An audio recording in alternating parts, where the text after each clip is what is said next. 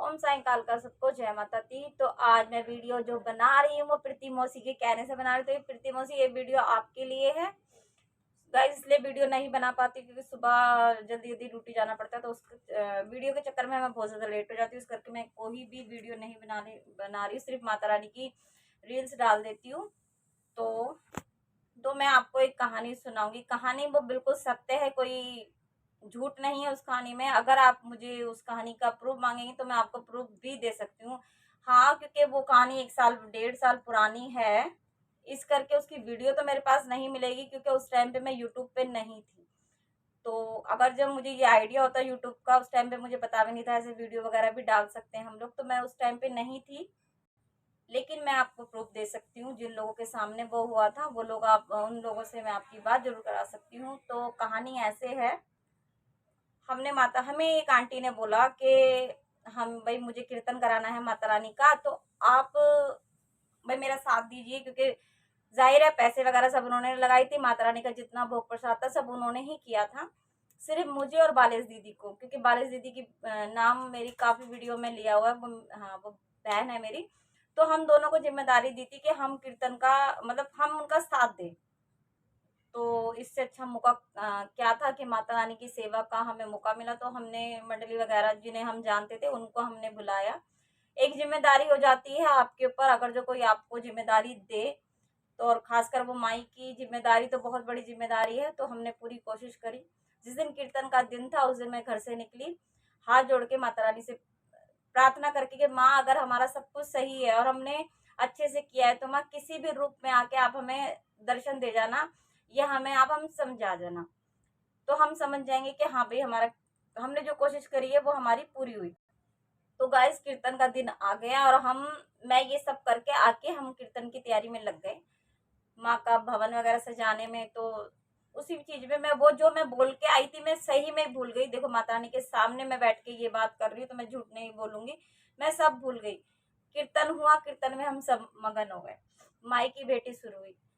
तो एक भैया है, बहुत कीर्तन होते हैं इस गली में, एक दो नहीं, काफी कीर्तन होते हैं यहाँ पे। हर चीज कीर्तन से, भजनों से ही स्टार्ट होती है, चाहे वो जन्मदिन हो, चाहे वो शादी हो, चाहे ब्याह हो। तो हमेशा नहीं उन भैया में माई आती हैं, मतलब वैसे बहुत बहुत बड़े भगत हैं, गद्दी वगैरह भी पहले लगाते थे लेकिन अभी उन्होंने बंद कर दी है। तो जैसे माई की भेंटें चली, मंडली वालों ने शुरू की, वैसे ही वो भैया तीसरी मंजिल से, शायद दूसरी मंजिल पे रहते हैं, वो दूसरी मंजिल से वो सीधा वहां पे कीर्तन में आ गए। माँ वहां पहुंच गई और माँ आके वहां पे इतनी सारी लेडीज बैठी थी, 50-60 लेडीज। और आप गाइस, आप जानते हो कि जो मंडी वाले होते हैं वो जो माँ का ख्याल रखती हैं, मतलब जो गद्दी का ध्यान, सॉरी, मतलब जो माँ के भवन का ध्यान रखती है, जैसे जोत वगैरह का, वो एक साथ में लेडीज होती है जो सारा वही संभालती है।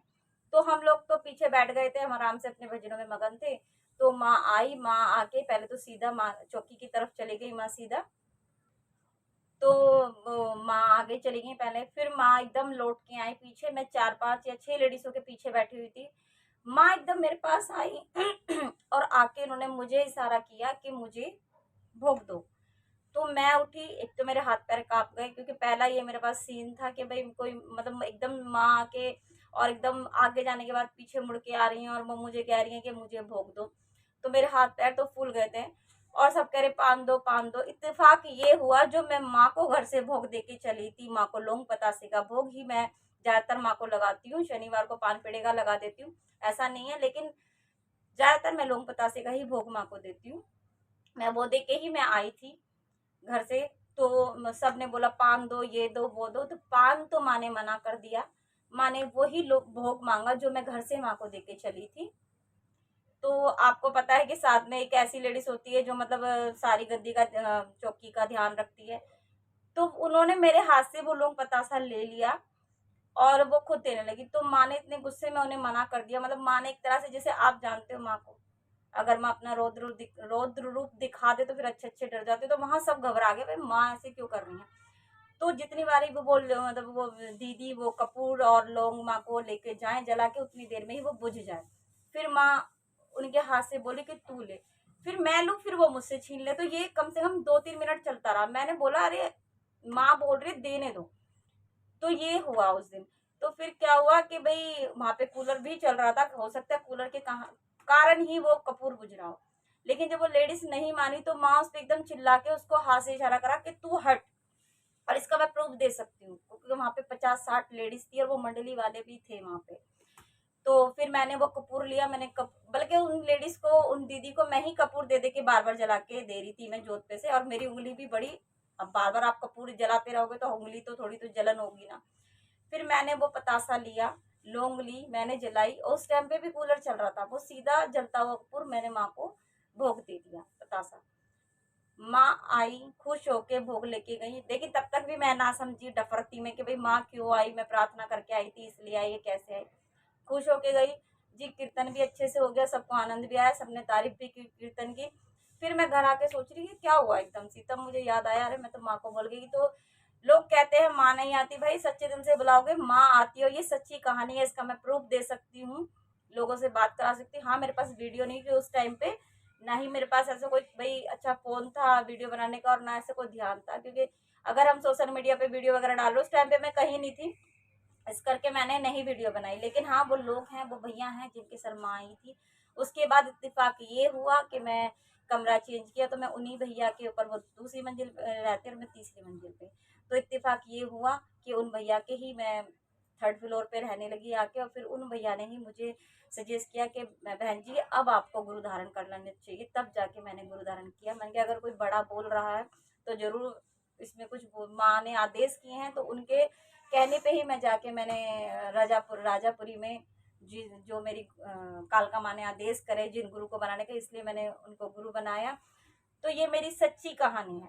अगर किसी को प्रूफ चाहिए तो प्लीज कमेंट में लिखे, तो मैं आपको उन लोगों से भी बात कराऊंगी कि जो कीर्तन हमने कराया था।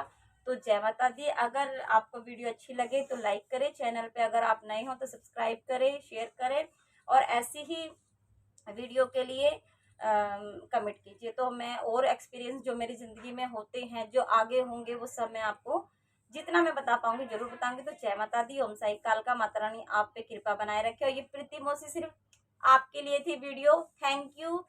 अगर जो एक जना भी खुश होकर बोल देता है कि आप वीडियो नहीं डाल रहे, तो बंदा खुश हो जाता है कि हाँ कोई तो देख रहा। तो जय माता दी, माता रानी हमेशा प्रीति मौसी की रक्षा करे, अंदन के भंडारे भरे सबके। जय माता दी।